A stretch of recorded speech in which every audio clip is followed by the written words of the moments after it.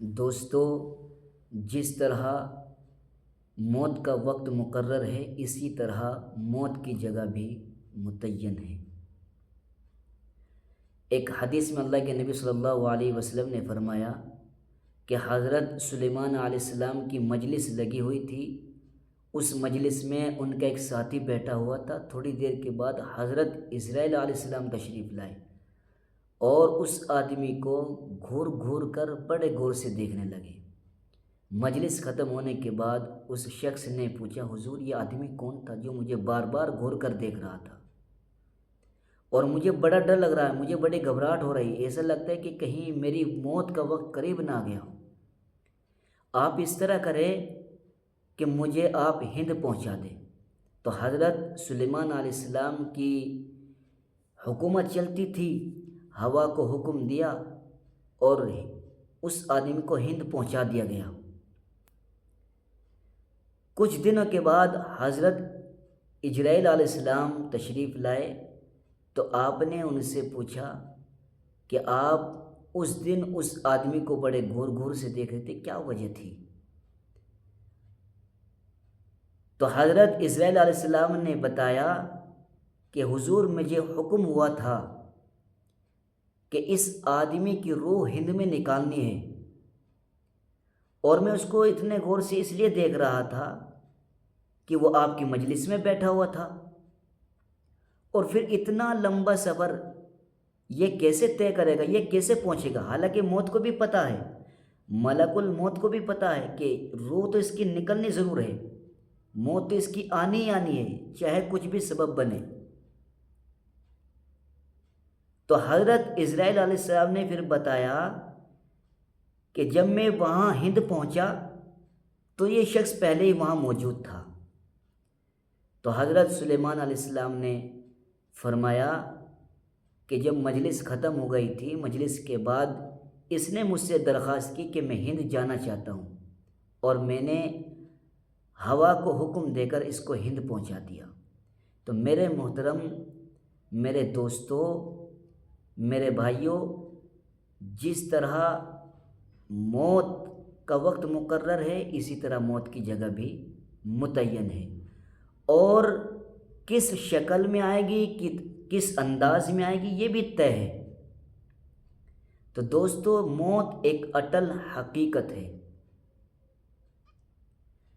دنیا میں آج تک کسی نے اس کا انکار نہیں کیا۔ ہاں، دنیا میں ایسے ایسے بیوقوف لوگ تو آئے کہ جنہوں نے اپنے آپ کو انا ربکم الاعلی، میں تمہارا سب سے بڑا رب ہوں، یہ کہا۔ خدائے کا دعویٰ کرنے والے بیوقوف لوگ تو اس دنیا کے اندر پیدا ہوئے، لیکن وہ بیوقوف بھی موت سے ڈرتے تھے، موت سے خوف کھاتے تھے، انہیں یقین تھا کہ موت آنی ہے۔ دنیا میں آج تک کسی عورت نے ایسا بیٹا، ایسا بچہ نہیں جنا کہ جس نے موت کا انکار کیا ہو۔ موت بادشاہوں کو بھی آئے گی،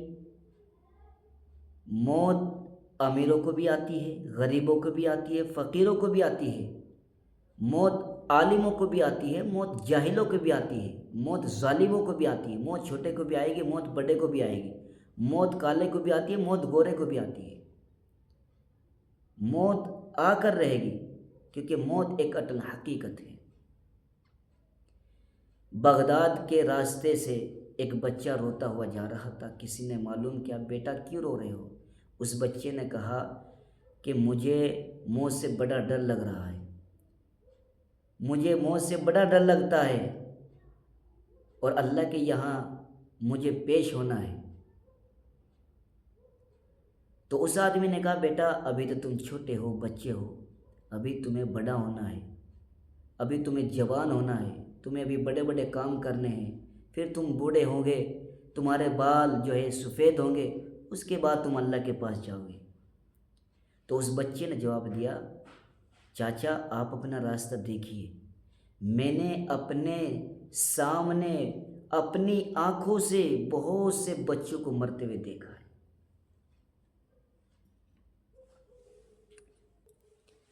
تو موت تو آ کر رہے گی، موت آ کر رہے گی۔ اگر موت کو محبت سے ٹالا جا سکتا، خدا کی قسم بیوی کبھی اپنے شوہر کو مرنے نہ دیتی، بچے اولاد اپنے باپ کو کبھی مرنے نہ دیتے، بڑا بھائی اپنے چھوٹے بھائیوں کو اور چھوٹے بھائی اپنے بھائی کو کبھی موت کے منہ میں نہ جانے دیتے۔ لیکن موت تو آ کر رہے گی، اور موت کو اگر دانائی سے ٹالا جا سکتا تو بڑے بڑے دانشور، عقل مند، بڑے بڑے افلاطون کی کبھی موت نہ آتی۔ موت کو اگر طاقت سے روکا جاتا تو بڑے بڑے پہلوان، گاما، رستم جیسے پہلوانوں کو کبھی موت نہ آتی۔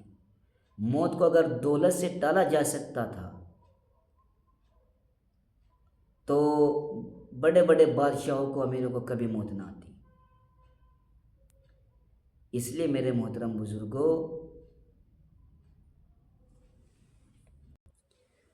اس لیے ہمیں چاہیے کہ ہم اس کی تیاری کر کے رکھیں، اور موت کے لیے کوئی الگ سے تیاری کرنے کی ضرورت نہیں ہے۔ بس یہی روٹین والی زندگی، صبح سے شام تک اور شام سے صبح تک، دن رات میں اللہ نے جو ہمارے اوپر احکام نازل کیے ہیں، ان احکام کے مطابق اللہ کی رضا کے لیے زندگی گزارے، اور جن چیزوں سے اللہ نے ہمیں منع کیا ہے، روکا ہے، اس چیز سے بچے۔ یہ آخرت کی اور موت کی تیاری ہے، اور اس کے لیے کوئی الگ سے وقت نکالنے کی ضرورت نہیں ہے۔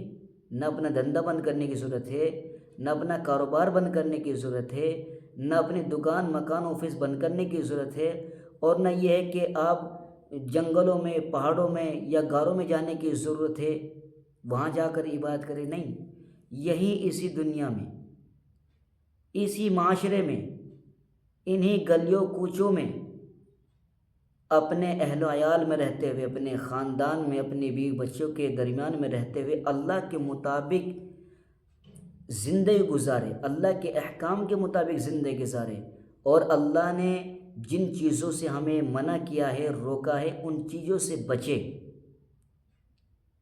بس یہی موت اور آخرت کی تیاری ہے۔